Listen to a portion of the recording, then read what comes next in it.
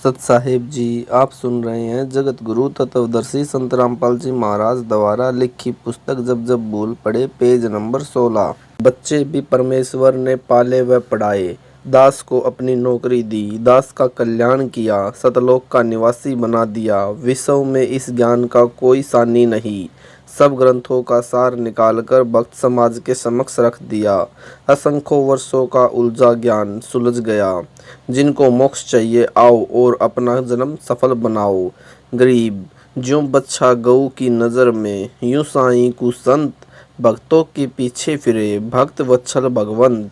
यह कहावत दास के ऊपर चित्रार्थ हुई। दास यानी रामपाल दास ने भक्तों के सहयोग से गांव-गांव, नगर-नगर में जाकर सत्य ज्ञान, सत्य साधना की अलख जगाई। गुरुदेव के आशीर्वाद ने सब कार्य किया। सन 1996 में किसी भक्त के रिश्तेदार ने एक 85 वर्ग गज यानी 85 वर्ग गज में बनी एक कमरा, बरेंडा, रसोई, बाथरूम तथा लेटरिन, कुछ आंगन वाली छोटी सी कुटिया कुछ समय के लिए प्रयोग करने के लिए दी। यह कुटिया उसने स्वयं खरीदकर अपने पाखंडी गुरु को बनाकर दे रखी थी, जो बाद में धोखेबाज निकला, जो मेरे पूज्य गुरु जी के पास रहता था। भगवा वेश भी ले रखा था, गुरु के साथ भी धोखा करके भागा था, गुरुद्रोही बना था। कुटिया दान करने वाला हमारा भगत नहीं था, उस पाखंडी का भगत था, जिस कारण से वह किसी बाबा पर विश्वास नहीं करता था। हमारे भगत के कहने पर वह कुटिया उधार दी थी। जब भगत ने पूर्ण विश्वास दिलाया तब परम पूज्य गुरुदेव यानी स्वामी रामदेवानंद जी के 3 आश्रम पंजाब राज्य में यानी खन्ना, मोगा तथा तलवंडी बाई की तथा एक आश्रम नजफगढ़ यानी दिल्ली में था, जहाँ पर दास को दीक्षा की भीख मिली थी। उस समय दास ने उनकी सेवा में एक भक्त भेज रखा था। भक्त ने बताया कि दादा गुरु जी ने अपने निजी सेवादारों को बुलाया और बोले कि मुझे हरियाणा ले चलो, रामपाल के पास। आयु बहुत हो चुकी थी, लंबा सफ़र करना उचित न था। भक्तों ने निवेदन किया कि आपका लंबे सफ़र में जाना उचित नहीं है, परंतु एक नहीं सुनी। सन 1996 में 13 दिसंबर से 19 दिसंबर तक उसी जींद कुटिया के पास खाली प्लाटों में यानी जो किसी किसी के थे, निर्माण नहीं किया था, प्रथम खुला पाठ 7 दिन का किया जा रहा था। परमात्मा 12 दिसंबर 1996 को ही जींद कुटिया में आ गए। दास देखकर आश्चर्यचकित तथा बहुत खुश हुआ, दंडवत किया, भक्तजन सेवा में लग गए। उस प्रथम अनुष्ठान को अपने सानिध्य में सफल करवाया। 7 दिन मौसम बसंत जैसा रहा। 20/12/1996 को सर्दी व धुंध छा गई। स्वामी जी उस कुटी में 23 जनवरी 1997 तक रहे। 24 जनवरी को तलवंडी बाई यानी पंजाब में गए। 25 जनवरी को विश्राम किया। 26 जनवरी 1997 को बैठे बैठे सतलोक चले गए। सब आश्रमों की सुविधा त्याग कर अपने दास विदुर के पास आए। वहाँ जब देखा कि यथार्थ कबीर पंथ यानी 13वें पंथ की नींव दृढ़ हो चुकी है, सतलोक चले गए। जब उनका जींद कुटिया में डेरा था, दास उनकी आज्ञा लेकर गांव में सत्संग व पाठ करने गया था। सेवादारों को बताया था कि दास उस दिन आएगा, तब तक गुरु जी का ध्यान रखना। उस निश्चित दिन को दास कुछ लेट हो गया। कुटिया में केवल गुरु जी के स्नान आदि की व्यवस्था शुद्धता से की थी। शुद्धता का ध्यान रखते हुए दास जींद पहुंचकर किसी भक्त के घर स्नान करने लगा, जिस कारण से देरी हुई। उस समय तक सेवादारों से 10 बार पूछा कि रामपाल आया है। उनको तान रखा था कि पता करो क्यों नहीं आया। उस समय मोबाइल को तो जानते भी नहीं थे, अन्य फ़ोन भी गांव में नहीं थे। जब भक्तों को पता चला तो एक भक्त आया और बोला, स्वामी जी ने 10 बार पूछ लिया कि कहाँ है, आज आने की कह गया था, क्या कारण हुआ। दास उसी समय भक्त की मोटरसाइकिल लेकर तत्काल पहुंचा। कई भक्त बैठे थे। दास ने दंडवत किया, चरण चंपी करने लगा। दास का सिर पकड़ा और ऊपर को किया। बोले, मैंने भगवान पा लिया, तेरा पाना दुर्लभ हो गया। दास चुप रहा। गुरुदेव की अंतर आत्मा की आवाज़ थी। अगले दिन तलवंडी भाई वाले आश्रम में चले गए, वहाँ से सतलोक गमन किया। कबीर हरि के रूठते गुरु की शरण में जाए, कह कबीर गुरु रूठ गए, तो हरि ना होत सहाय। कबीर, जिन बातों से गुरु दुख पावे, उन बातों को दूर बहावे। गरीब, इन बातां क्या पाई, ये राजी कर सतगुरु रूठे नू। अर्थात गुरु को प्रसन्न रखो, मोक्ष होगा, बकवादों से कुछ नहीं मिलना। यह संजय यानी दिल्ली गुरुद्रोही दावा करता है कि यहाँ मेरे आश्रम में भूत माफ़ी मांगते हैं। भूतों को यहाँ बुलाया जाता है। बहुतों की प्रेत बाधा दूर हो रही है। यह क्या छोटी बात है? क्या मेरे में शक्ति नहीं है? इसका उत्तर इस प्रकार है। आपको राबी के विषय में ज्ञान है कि उसने सतगुरु देव जी से दीक्षा लेकर 4 वर्ष साधना की थी। फिर किसी मजबूरी के कारण वह साधना त्यागनी पड़ गई। परंतु ऐसी परिस्थिति में भक्ति मार्ग त्यागना गुरुद्रोही की श्रेणी में नहीं आता, गुरु विमुख वाली श्रेणी में आता है। उस 4 वर्ष की मर्यादित साधना से उस देवी में इतनी भक्ति की शक्ति हो गई थी कि उसके लिए मक्का वाला मंदिर उड़कर विमान की तरह लेने चला आया और उस भक्त आत्मा को लेकर यथास्थान पर स्थापित हो गया। परंतु मोक्ष से बहुत दूर रही। मोक्ष कई जन्मों में कष्ट भोगकर पुण्य सतगुरु शरण में आने से ही हुआ। यह संजय साकट भी 3-4 वर्ष मर्यादा में रहा। अब यह गुरुद्रोही हो चुका है। इससे मोक्ष 100 कोसों दूर हो गया है।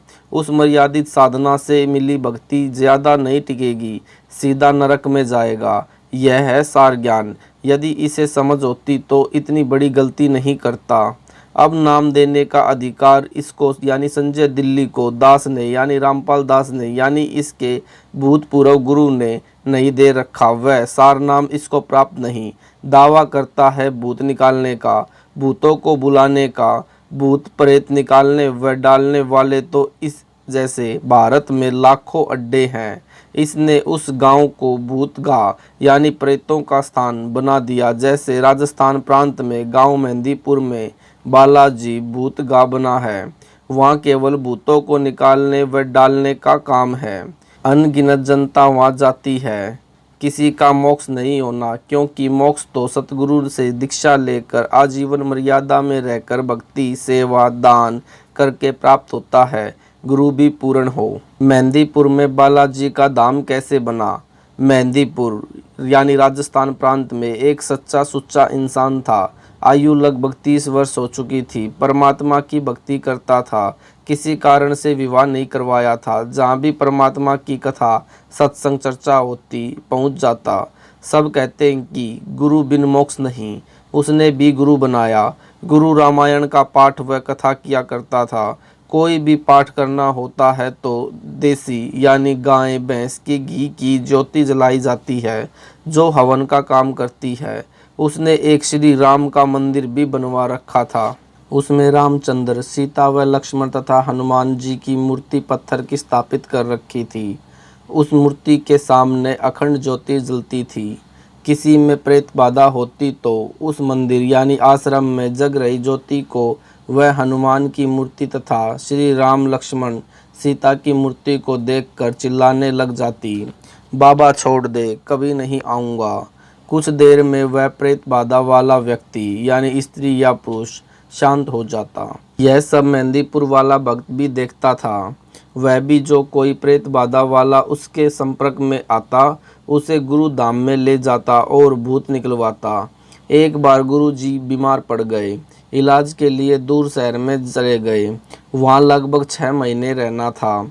उसकी मौत हो गई। मेहंदीपुर वाला भक्त अपने घर पर केवल हनुमान जी की पत्थर की मूर्ति को, जो उसे बारिश के मौसम में एक ऊंचे स्थान पर मिट्टी कटकर बह जाने पर दिखाई दी थी, वहाँ मिली थी, जो बहुत अच्छी यानी साफ नहीं बनी थी, परंतु लगती थी कि हनुमान जी की है। उसे हनुमान जी की कृपा से मिली मानकर उठा लाया। उस मूर्ति को एक स्थान पर स्थापित करके अखंड ज्योति लगाता था। 3 समय हनुमान का पाठ करता था, जो गुरु ने बता रखा था। अब जो प्रेत बाधा वाले गुरु के पास जाते थे या नए जो मेहंदीपुर वाले के पास जाते थे, जिनको वह गुरु के पास ले जाया करता, उसके पास आए। उनको भक्त ने बताया कि गुरु जी को इलाज के लिए बाहर गए हैं, पता नहीं कब स्वस्थ होकर आएंगे। इतने में वे सब उसके घर पर हनुमान जी की मूर्ति के सामने जग रही ज्योति के सामने चिल्लाने लगे। उसी प्रकार कहने लगे कि छोड़ दे बाबा, कभी नहीं आऊँगा या आऊँगी। 6 महीनों में उस भक्त की आसपास प्रसिद्धि हो गई। जो गुरु के पास जाते या नए सब मेहंदीपुर जाने लगे। प्रेत बाधा ठीक होने लगी। उस भोले भक्त को भ्रम हो गया कि तेरे में भी गुरु जैसी शक्ति आ गई है। वह महंत बन गया। उस भक्त में प्रेत प्रवेश हुआ। नई नई प्रेरणा करने लगा। सत पकावनी बनानी चाहिए, 7 प्रकार की मिठाई मंगानी चाहिए, अधिक ज्योति जलानी चाहिए, आदि आदि। उस भक्त ने 7 प्रकार का भोजन, हलवा, खीर, पूरी, कचौड़ी, पकौड़ी आदि आदि बनवानी शुरू कर दी। 7 प्रकार की मिठाई मंगवानी शुरू कर दी।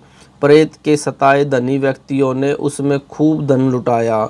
उस भक्त ने एक हनुमान मंदिर बनाया, जो वर्तमान में बहुत बड़ा बनाया गया है। भूत क्या करते हैं? भूत अन्य के शरीर में प्रवेश करके मिठाई व खाने का आनंद लेते हैं। उनका सूक्ष्म शरीर होता है। जो मानव शरीर प्राप्त है, उनका जीव भी मूल रूप में सूक्ष्म शरीर में रहता है। स्थूल शरीर उसे भक्ति, सेवा, दान करके मोक्ष प्राप्ति के लिए मिलता है। जो पूर्ण गुरु से दीक्षा लेकर भक्ति नहीं कर पाते, उनसे स्थूल मानव शरीर छीन लिया जाता है। उनमें से कुछ प्रेत बन जाते हैं। उस जीव का जो प्रेत बन गया है, उसका मन वही स्थूल शरीर वाला आनंद चाहता है, जो उस स्थूल शरीर में मिल सकता है। जिस कारण से ये प्रेत किसी किसी में प्रवेश करके वह आनंद लेते हैं। जो व्यक्ति शराब पीते हैं, छोड़ नहीं पाते, उनमें कोई शराबी मरकर भूत बनकर प्रवेश है। वह चाहकर भी शराब नहीं छोड़ पाता। मेहंदीपुर में बालाजी के नाम से भक्त ने मंदिर बनाया। मिठाई, मेवा यानी काजू, बादाम, किशमिश, मनुखा, दाख आदि का भोग लगाने लगा। यह प्रेत प्रेरणा से किया। जो प्रेत बाधा वाला मेहंदीपुर जाने लगा, उसका भूत तुरंत निकल जाता और उस गांव यानी मेहंदीपुर के व्यक्ति जो शाम को आरती में आते हैं, उनमें प्रवेश कर जाता है और वहां परमानेंट डेरा बना लेता है। प्रतिदिन भिन्न भिन्न प्रकार की मिठाई खाता है। इस प्रकार मेहंदीपुर बालाजी का धाम भूतगांव बन गया, यानी भूतों की छावनी बन गया। मोक्ष न तो उस भक्त का हुआ, न वहां जाने वालों का होगा। एक दिन वह गांव जिसमें संजय दिल्ली ने भूत धाम बनाया है, उस गांव के व्यक्ति जो इसके आश्रम में आरती में जाते हैं तथा वहां का 56 प्रकार का भोग खाते हैं, उनमें बाहर से आए लोगों के भूत प्रवेश करने लग जाएंगे तथा भूतों का केंद्र बन जाएगा। प्रेत यानी भूत पहले मानव ही थे। उनका स्वभाव, दिमाग उसी तरह काम करता है। जब वे देखते हैं कि यहाँ पर क्या क्या सुविधाएं हैं, उसी अनुसार निर्णय लेते हैं। जो प्रेत बाधा वाला व्यक्ति यानी स्त्री या पुरुष उस संजय दिल्ली वाले के आश्रम में आता है, प्रेत देखता है कि वहाँ प्रतिदिन हलवा, खीर खाने को मिलते हैं, 56 प्रकार के भोग भी हैं। वे उस व्यक्ति से निकलकर वहीं डेरा जमा लेते हैं। जो वहां आरती में या वैसे आश्रम में आएंगे, उनमें प्रवेश कर जाएंगे। आरती में आने वाले कभी आश्रम नहीं आना चाहेंगे तो भी उनके अंदर प्रवेश प्रेत अंदर प्रेरणा करके लाएंगे। आने वाले की संख्या भी काल प्रेरणा से प्रेत बढ़ाएंगे। इस प्रकार यह आश्रम मानव पतन का केंद्र बन जाएगा। मेरे यानी रामपाल दास के आश्रम में केवल समागम में ही हलवा खीर बनाई जाती है। बाद में सामान्य भोजन बनता है, उसी से परमात्मा का भोग प्रसाद निकाला जाता है। प्रेत देखते लेते हैं कि यहाँ पर बाद में कुछ नहीं मिलना। वे प्रेत बाधा वाले से निकल कर भाग जाते हैं, क्योंकि यहाँ उनकी पिटाई परमात्मा करते हैं।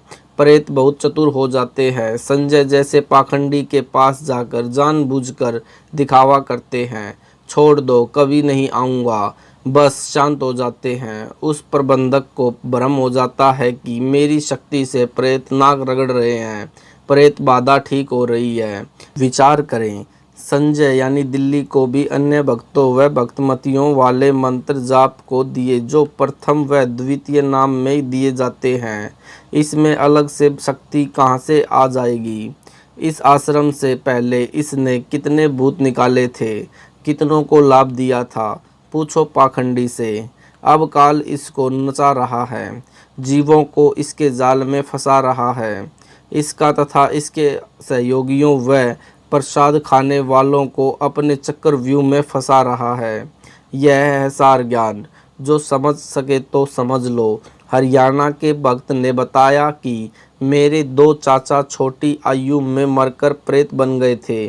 वे मेरे भाई की पत्नी में प्रवेश करके बताते थे कि घर में झगड़ा हम करवाते हैं, शराब पीने की प्रेरणा हम करते हैं, शहर में मिठाई खाने हम ले जाते हैं।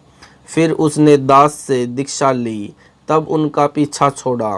मोक्ष न संजय दिल्ली गुरुद्रोही का होगा, न उसके संपर्क में आने वाले भक्तों भक्तमतियों का होगा। सब भूत बनेंगे, नरक में गिरेंगे। सत साहिब जी, यह वीडियो आपको कैसा लगा हमें कमेंट करके ज़रूर बताएं। वीडियो को लाइक करें, शेयर करें और हमारे चैनल को सब्सक्राइब ज़रूर करें ताकि अगली वीडियो का नोटिफिकेशन आपको सबसे पहले मिल सके। सत साहिब जी।